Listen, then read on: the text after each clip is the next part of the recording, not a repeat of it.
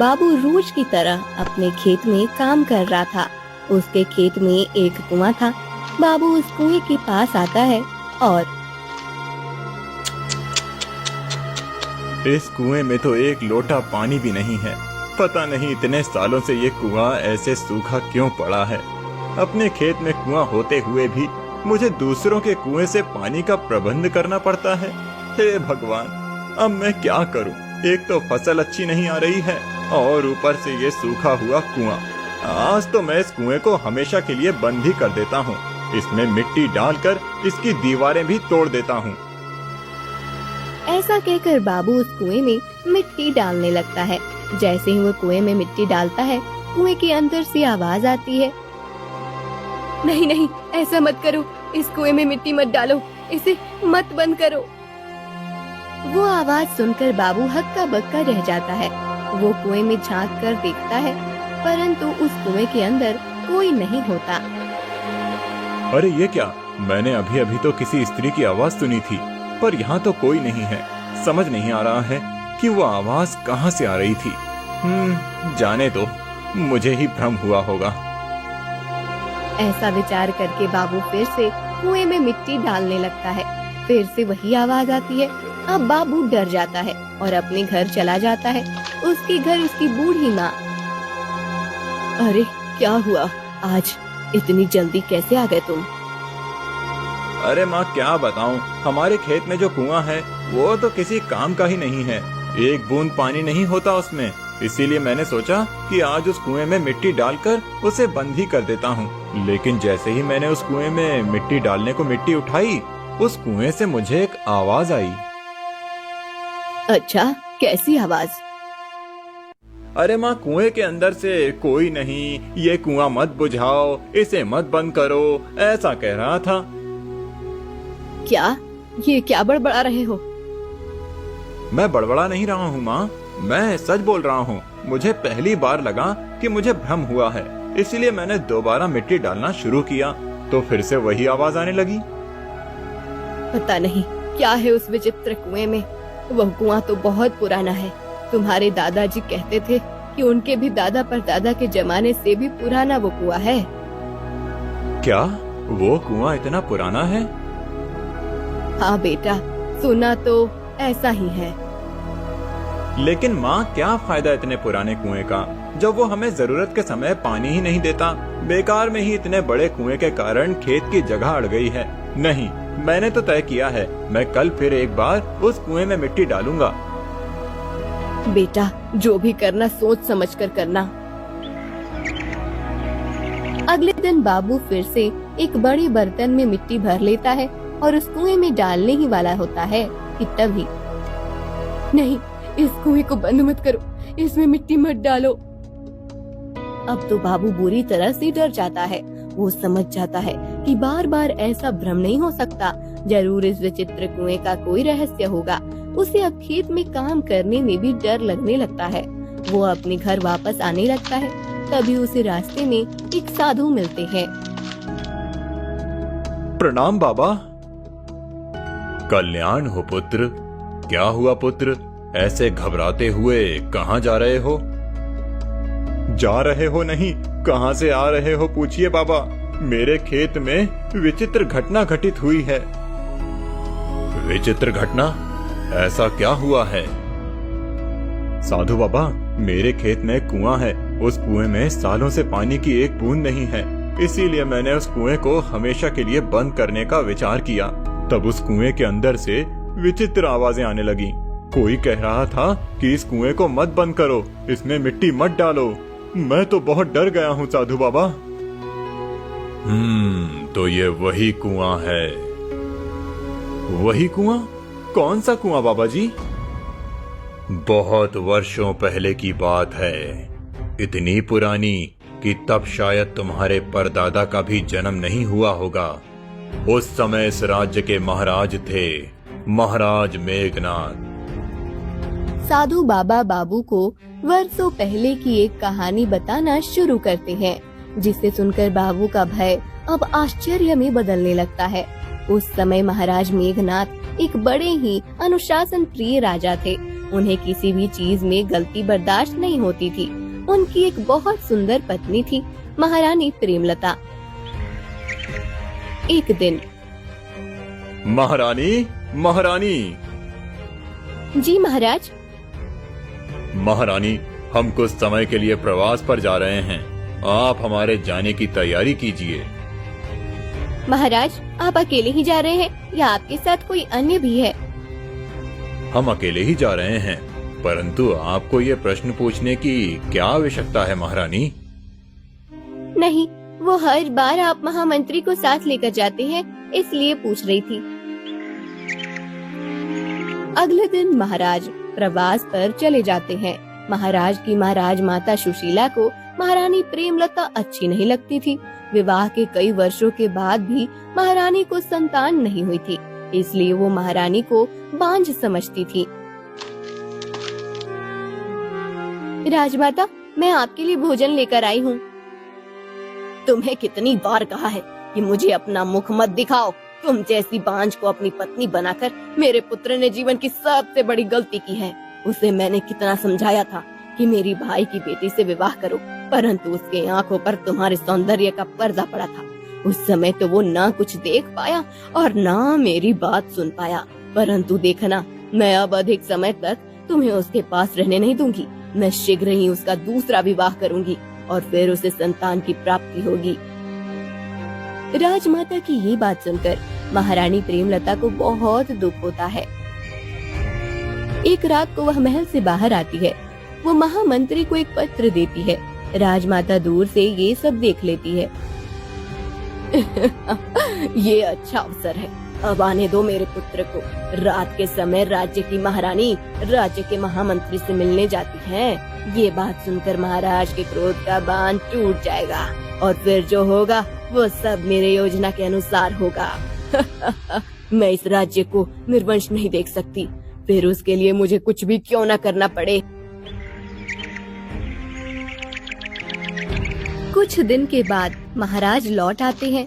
तब, पुत्र, मैंने तुमसे कहा था कि मेरे भाई की बेटी से विवाह करो, परंतु उस समय तुमने मेरी बात नहीं मानी और आज तुम्हारी वो सुंदर पत्नी अपनी सुंदरता को राज्य के महामंत्री के साथ बांट रही है। आप ये क्या कह रही हैं माँ? मैं सत्य कह रही हूँ पुत्र। जब तुम यहाँ नहीं थे तब तुम्हारी महारानी राजमहल से बाहर छुप कर जाती थी और महामंत्री से मिलती थी। मैंने स्वयं उन्हें देखा है। उस दिन तो वो महामंत्री को कोई पत्र भी दे रही थी। अवश्य वो तुम्हें धोखा दे रही है। नहीं, यह असंभव है। महारानी ऐसा नहीं कर सकती। तो तुम्हें क्या लगता है कि मैं असत्य बोल रही हूँ? यदि ऐसा है तो बुलाओ अपनी पत्नी को। देखो वो राजमहल में है या महामंत्री के साथ। राजमाता की बात सुनकर महाराज मेघनाथ क्रोधित हो जाते हैं और महारानी को बुलाते हैं। महारानी महल में नहीं होती। एक दासी आकर बताती है कि महारानी महामंत्री के साथ मंदिर में गई है। ये सुनकर महाराज का शक अब यकीन में बदल जाता है। कुछ देर के बाद महारानी प्रेमलता महल लौटती है। आ गई आप महारानी। आप कब आए महाराज? तभी जब आप महामंत्री के साथ प्रेमालाप कर रही थी। ये आप क्या कह रहे हैं महाराज? मैं और महामंत्री के साथ? हाँ हाँ, आप और महामंत्री के साथ। हमें पता चल गया है, जब मैं यहाँ नहीं था तब आप छुप छुप कर महामंत्री से मिलती थीं। ये सब सत्य है या नहीं? और इस पत्र के विषय में भी तो पूछो पुत्र। हाँ, और वो पत्र, वो किसने लिखा था? क्या लिखा था आपने उसमें? या उसमें भी महामंत्री के लिए कोई प्यार भरा संदेश था? नहीं नहीं नहीं महाराज, आप गलत समझ रहे हैं। आप मेरे चरित्र पर लांछन लगा रहे हैं। मेरे और महामंत्री के बीच ऐसा कोई गलत संबंध नहीं है। अच्छा, तो फिर आप उस रात महामंत्री को वो पत्र क्यों दे रही थी और आज आप उनके साथ मंदिर भी गई थी? क्या अर्थ है इन सब का? इसका तो एक ही अर्थ हो सकता है महारानी, कि आप महामंत्री के साथ अनुचित संबंध बना रही हैं। मैं जानती हूँ राजमाता कि मैं आपको पसंद नहीं हूँ, मैं आज तक आपको पोते का सुख नहीं दे पाई हूँ। आप सदा ही आपकी भांजी को अपनी बहू बनाना चाहती थी, परंतु इसका अर्थ ये नहीं है कि आप बिना कुछ जाने मुझ पर ऐसा लांछन लगाए। मैं फिर से कह रही हूँ कि मेरे और महामंत्री के बीच ऐसा कुछ भी नहीं है। तो वो पत्र किसके लिए था? वो आपने महामंत्री को दिया, ये तो सत्य है ना?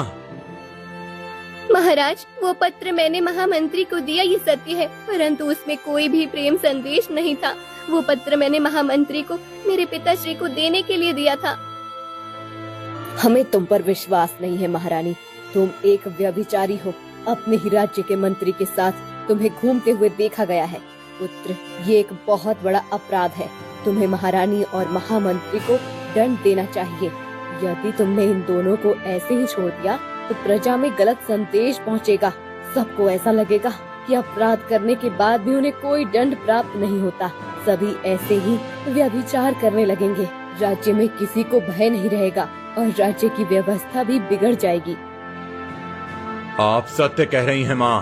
मैं इन दोनों को दंड अवश्य दूंगा। आप ये बहुत गलत कर रहे हैं महाराज। मैंने कुछ भी अनुचित नहीं किया है। वो पत्र मैंने मेरे पिताश्री को दिया था, क्योंकि एक दासी से मुझे पता चला था कि राजमाता मुझे आपसे दूर करने की हर संभव कोशिश कर रही हैं। यही सब मेरे माता पिता को बताने के लिए मैंने वो पत्र भेजा था। महाराज मेघनाद को महारानी प्रेमलता की बात पर विश्वास नहीं होता है और क्रोध में आकर वो प्रेमलता को एक जगह पर जिंदा दफना देते हैं, फिर उस जगह पर कुआं बना देते हैं। तो ऐसा सब हुआ था। अच्छा, इसका अर्थ है कि वो महारानी की आत्मा थी। हाँ, फिर वो मंत्री, उसका क्या हुआ? उस मंत्री पर भी महाराज ने विष प्रयोग किया और उसे भी मार डाला। फिर राजमाता ने अपनी पसंद की लड़की से महाराज का विवाह करवा दिया। उन्हें संतान हुई और उनका वंश आगे बढ़ा।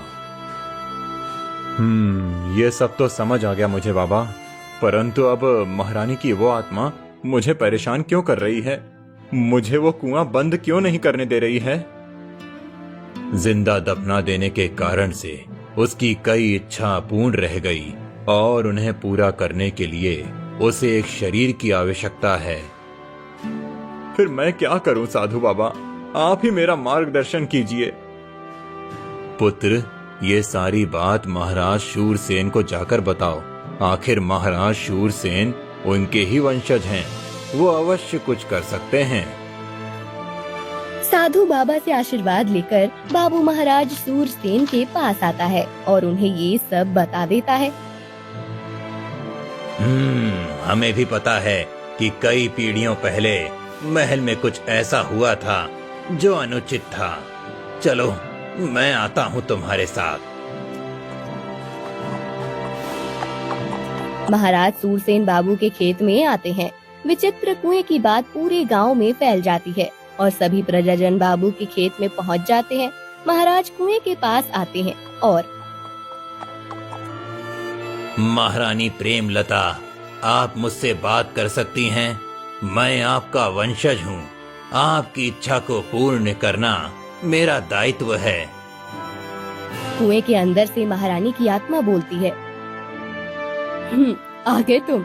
अब मेरी इच्छा पूर्ण करो। मुझे एक शरीर चाहिए जिसके माध्यम से मैं अपने अधूरे कार्य पूर्ण कर सकती हूँ। अवश्य महारानी, मैं आपके लिए शरीर का प्रबंध करता हूँ, परंतु आपको मुझे वचन देना होगा कि आप शरीर प्राप्त करने के बाद किसी को परेशान नहीं करेंगी। हाँ, किसी को नहीं, केवल तुम्हें और तुम्हारे परिवार को छोड़कर तुम्हारे राजमहल का मैं निशान भी मिटा दूंगी। तुम्हारे राज परिवार के कारण मेरी मृत्यु हुई है। महारानी, उस समय आपके साथ जो हुआ वो अनुचित था, ये मुझे मान्य है। आप पर किसी ने विश्वास नहीं किया और आपको लांछन देकर आपकी हत्या कर दी गई, परंतु उस बात को अब बहुत समय बीत गया है। आप मुझसे उसका प्रतिशोध लेकर क्या करेंगी? प्रतिशोध तो मैं अवश्य लूंगी, बस एक बार मुझे शरीर प्राप्त हो जाए। आत्मा की यह बात सुनकर महाराज शूरसेन भी सोच में पड़ जाते हैं। उन्हें भी समझ नहीं आता कि अब क्या करें। तब साधु बाबा आते हैं महाराज सूरसेन साधु बाबा को आत्मा की मांग बताते हैं। एक ही उपाय है महाराज, उस आत्मा को मुक्त करना पड़ेगा। यदि उसे मुक्त नहीं किया तो वो और ज्यादा भयानक बन जाएगी और केवल आपके लिए नहीं अपितु सबके लिए संकट बन जाएगी। आप ही बताइए मुनिवर कि मैं ऐसा क्या करूं कि ये आत्मा मुक्त हो और इसका संकट टल जाए। महाराज, ये आपकी पूर्वज थी, इसीलिए आपको इनका अंतिम क्रियाकर्म करना पड़ेगा। वो आत्मा अभी वायु रूप में है, इसीलिए वो कुछ नहीं कर पा रही है। यही अवसर है, आप इस कुएं के अंदर जाकर एक हवन कीजिए। उस हवन के करते ही महारानी की आत्मा मुक्त हो जाएगी और फिर कभी आपको तंग नहीं करेगी। साधु बाबा की बात सुनकर महाराज सूरसेन डरते हुए कुएं के अंदर जाते हैं और वहां आत्मा मुक्ति हवन करते हैं। उस हवन के संपन्न होते ही महारानी की आत्मा मुक्त होती है और स्त्री के आकार का धुआं कुएं के बाहर जाकर आसमान में खो जाता है। महाराज, अब वो आत्मा मुक्त हो गई है, अब किसी को भी कोई भय नहीं है। सभी अपने अपने घर चले जाते हैं। वो विचित्र कुआं मुक्त हो जाता है और उसमें पानी भर जाता है। कुएं में इतना पानी होता है कि वो फिर से कभी खत्म नहीं होता। सभी लोग विचित्र कुएं की बात को याद करके उसके किस्से सुनाने लगते हैं। शिरपुर राज्य में एक मूर्तिकार घनश्याम नदी पर बैठा हुआ था। तभी वहाँ एक सुंदर और सजी धजी हुई लड़की आती है। उस लड़की को देखकर, वाह, कितनी सुंदर कन्या है। इसका सौंदर्य देखकर लगता है कोई रास्ती स्त्री हो। घनश्याम उस कन्या की सुंदरता के विषय में विचार करते हुए अपने घर आता है। वो अपनी छिन्नी और हथौड़ी लेकर पत्थर से मूर्ति बनाने का कार्य आरंभ करता है। जब उसकी मूर्ति बनकर तैयार हो जाती है तब वो उसी कन्या की तरह होती है जिसे घनश्याम ने नदी पर देखा हुआ था। अरे, ये तो उसी कन्या की मूर्ति बन गई है जो उस दिन मैंने नदी पर देखी थी। लगता है कि उस कन्या की सुंदरता की छवि मेरे मन में ऐसी बैठ गई थी कि मेरी कल्पना में केवल वही थी, इसीलिए मेरे हाथों से उसकी इतनी सुंदर मूर्ति बन गई है। अब इस मूर्ति को आंगन में रख देता हूँ। इस मूर्ति का बहुत अच्छा मूल्य प्राप्त होगा मुझे। घनश्याम उस मूर्ति को अपने घर के आंगन में रख देता है। अगले दिन राजमहल में राजकुमारी लावण्या की एक दासी उस मूर्ति को देख लेती है और भागते हुए राजकुमारी लावण्या के पास आती है। राजकुमारी, राजकुमारी। राजकुमारी पलटकर दासी के पास देखती है। राजकुमारी वही सुंदर कन्या होती है जिसे घनश्याम ने नदी पर देखा था। क्या हुआ दासी, इतनी भागते हुए क्यों आ रही हो? राजकुमारी, हमारे राज्य के एक मूर्तिकार के घर के आंगन में मैंने आपकी मूर्ति देखी। क्या, मेरी मूर्ति? हाँ राजकुमारी, परंतु उस मूर्तिकार ने बिना मुझे देखे मेरी मूर्ति कैसे बनाई? चलो मैं स्वयं आकर देखती हूँ। राजकुमारी लावण्या दासी और कुछ सैनिकों के साथ घनश्याम के घर आती है। अपनी अनुमति के बिना किसी मूर्तिकार ने मूर्ति बनाई है, ये सोचकर राजकुमारी लावण्या क्रोधित हो जाती है। मूर्तिकार, तुम्हारा इतना दुस्साहस कि तुमने मेरी अनुमति के बिना और मुझे बिना देखे मेरी मूर्ति बना ली। मैंने आपको उस नदी पर देखा था। आपके सौंदर्य की छवि मेरे मन में ऐसी बस गई थी कि मेरे हाथों अपने आप ये मूर्ति बन गई। मूर्तिकार, तुम जानते हो कि ये कौन है? नहीं, मैंने नहीं जानता। मैंने तो ऐसे ही ये मूर्ति बना ली है। ये शिरपुर राज्य का राजकुमारी लावण्या है। तुमने राजकुमारी की अनुमति के बिना उनकी मूर्ति बनाकर उचित नहीं किया है। जब मैंने मूर्ति बनाई तब मुझे पता ही नहीं था कि ये इस राज्य की राजकुमारी हैं, तो फिर अपराध कैसा? देखो मूर्तिकार, वैसे तो मैं सबके साथ स्नेह से व्यवहार करती हूँ, परंतु तुमने ये अनुचित किया है, इसलिए मैं तुमसे बहुत क्रोधित हूँ। एक तो तुमने मेरी मूर्ति बनाई और उसे ऐसे अपने आंगन में रखा जिससे ये सबके दृष्टि में आ रही है। मेरी इस मूर्ति को देखकर पता नहीं प्रजा क्या विचार करेगी, इसलिए मैं नहीं चाहती कि ये मूर्ति कोई देखे। तुम इसे नष्ट कर दो। राजकुमारी, मैंने बहुत श्रम से ये मूर्ति बनाई है। जब मेरे हाथों से ये मूर्ति बन रही थी तब मुझे आपके विषय में कुछ पता नहीं था, इसीलिए मेरा कोई अपराध नहीं है। मैंने इस मूर्ति को यहाँ इसलिए रखा है क्योंकि इस मूर्ति का मुझे अधिक मूल्य मिल सकता है। इसे नष्ट करने का तो प्रश्न ही नहीं है। घनश्याम की ये बात सुनकर राजकुमारी लावण्या और भी ज्यादा क्रोधित होती है और उस मूर्ति को जोर से धक्का देकर नीचे गिरा देती है। मूर्ति जमीन पर गिर जाती है और उसके 2 टुकड़े हो जाते हैं। राजकुमारी, ये क्या? आपने मेरे श्रम को ये मिट्टी में मिला दिया। तुम्हारी श्रम का मूल्य मैं तुम्हें दे दूंगी, परंतु मेरी अनुमति के बिना कोई मेरी मूर्ति बनाए ये मुझे मान्य नहीं है। कोई भी मेरी मूर्ति का दुरुपयोग कर सकता है। ऐसा कहकर लावण्या सोने की मोहरों की एक पोटली घनश्याम के पास फेंक कर चली जाती है। पूरा गांव वहां खड़े रहकर ये सब दिख रहा था। राजकुमारी, आपने पूरे गांव के सामने मेरा अपमान करके उचित नहीं किया है।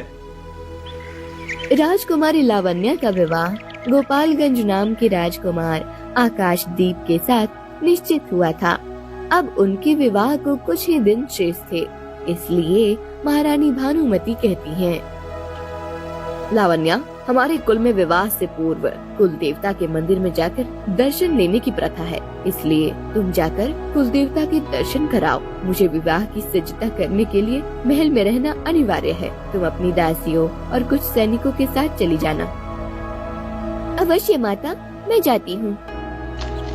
राजकुमारी लावण्या कुल देवता के दर्शन करने जाती है। 2 दिनों के बाद राजकुमारी लावण्या राजमहल में लौट कर आती है। अब उनके विवाह में केवल 5 दिन ही शेष थे। एक दिन,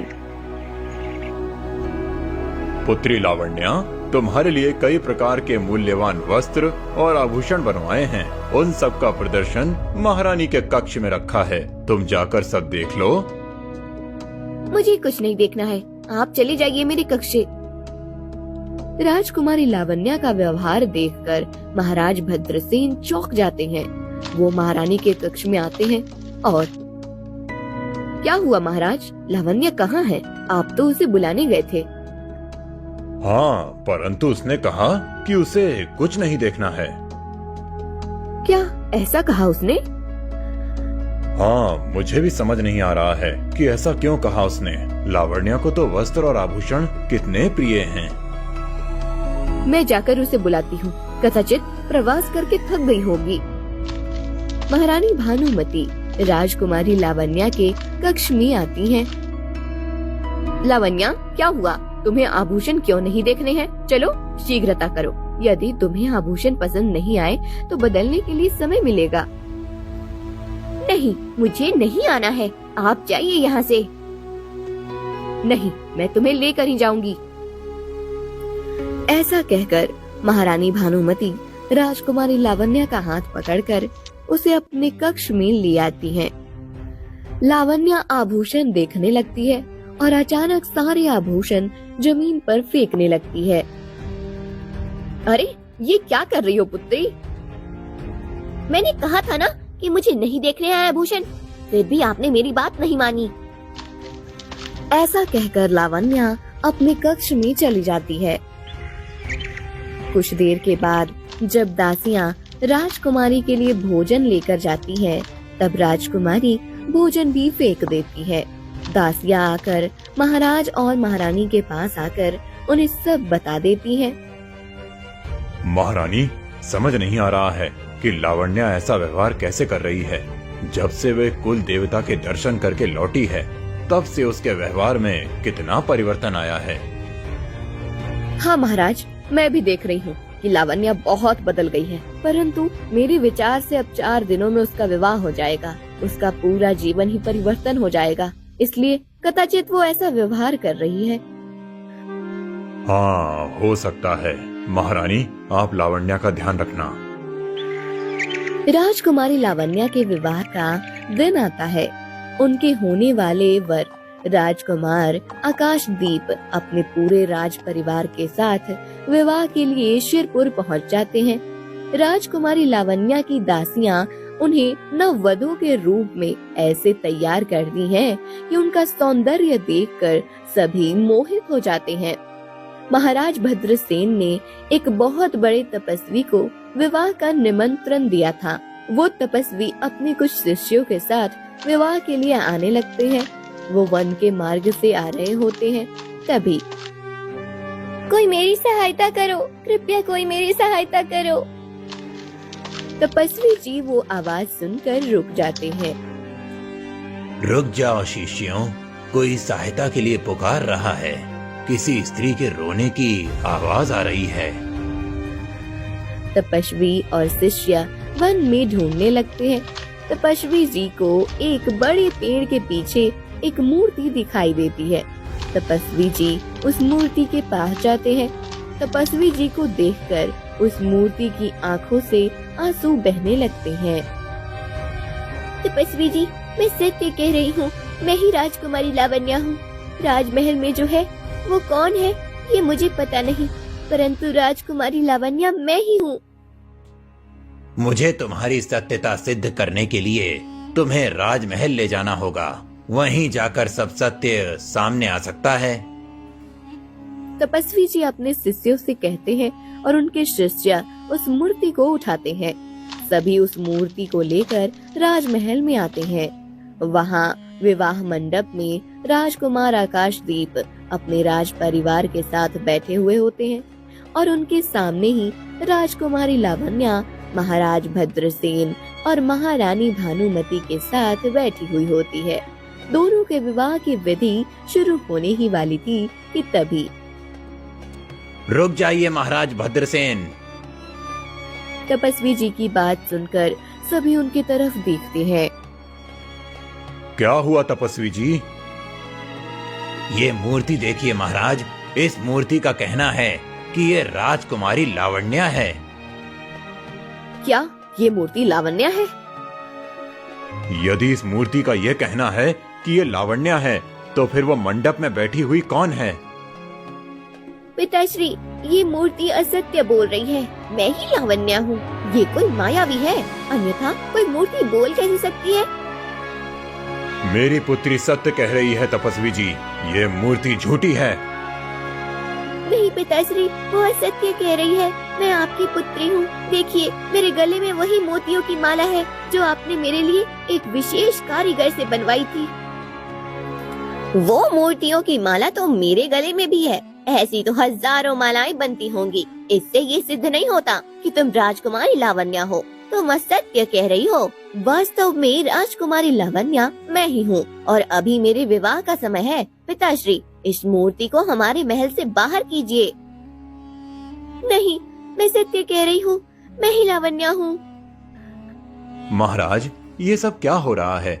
यहाँ राजकुमारी लावण्या के होते हुए भी एक मूर्ति ऐसा क्यों कह रही है कि वो राजकुमारी लावण्या है?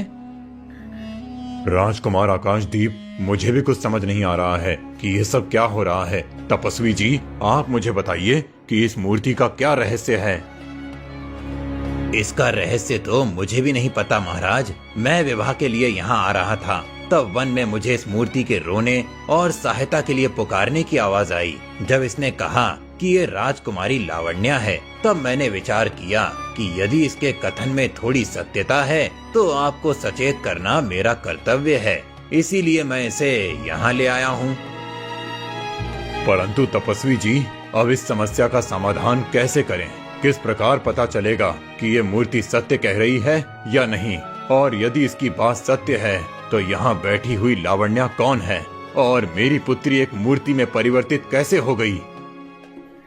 तभी पंडित जी महाराज को कहते हैं कि विवाह का शुभ मुहूर्त बीता जा रहा है। पंडित जी की बात सुनकर तपस्वी जी कुछ विचार करते हैं और अपनी विद्या से एक वरमाला प्रकट करते हैं। राजकुमार आकाशदीप, आप इस वरमाला को राजकुमारी लावण्या के गले में पहनाइए इससे आपका विवाह संपन्न हो जाएगा और आपको सदा सुख की प्राप्ति होगी।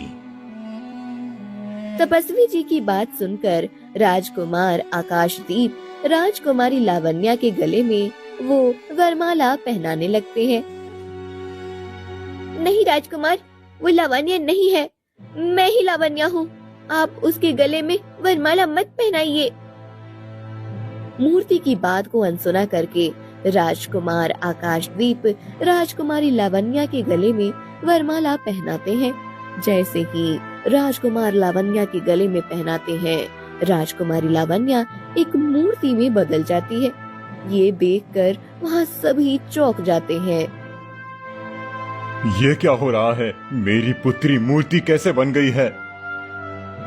महाराज, ये आपकी पुत्री नहीं है, ये मूर्ति सत्य कह रही है। यही राजकुमारी लावण्या है। फिर तपस्वी जी अपने मंत्रों से लाए हुए अपने मूर्ति को जीवित कर देते हैं। तपस्वी जी, मैं एक सामान्य मनुष्य हूँ। मेरी कुछ समझ नहीं आ रहा है कि ये सब क्या हो रहा है। आप मुझे सब विस्तार से बताइए। महाराज, मैंने अपनी विद्या से एक ऐसी माला को प्रकट किया था जिससे राजकुमारी लावण्या की सत्यता प्रकट हो सके। जिस समय उस माला को झूठी लावण्या ने धारण किया, तब वो एक मूर्ति में बदल गई। परंतु यदि वो परिवर्तित नहीं होती तो? यदि वो मूर्ति में परिवर्तित नहीं होती तो ये सिद्ध हो जाता कि जो ये मूर्ति कह रही है वो असत्य है। महाराज, इतने दिनों से आपके साथ जो रह रही थी वो कोई मायावी थी। आपकी वास्तव पुत्री और राजकुमारी लावण्या ये है। इसी कारण से लावण्या का व्यवहार इतना बदला हुआ था कुछ दिनों से। पिताश्री, जिस दिन मैं कुल देवता के दर्शन करके लौट रही थी, तब किसी ने पीछे से आकर मुझे बेहोश कर दिया। जब मैं होश में आई, तब मैंने मुझे एक मूर्ति में पाया। मुझे पूरा विश्वास है कि ये सब उस मूर्तिकार घनश्याम ने ही किया होगा। उधर मूर्तिकार घनश्याम को पता चल जाता है कि उसकी बनाई हुई मूर्ति का सत्य सबके सामने आ गया है। वो भागने लगता है और वन में आकर छुपता है। महाराज के सैनिक उसे पकड़ लेते हैं और राजमहल में आते हैं। मूर्तिकार, सत्य बताओ कि तुमने मेरी पुत्री के साथ क्या किया है? मैंने कुछ नहीं किया महाराज, मैं तो सिर्फ अपना प्रतिशोध पूरा कर रहा था।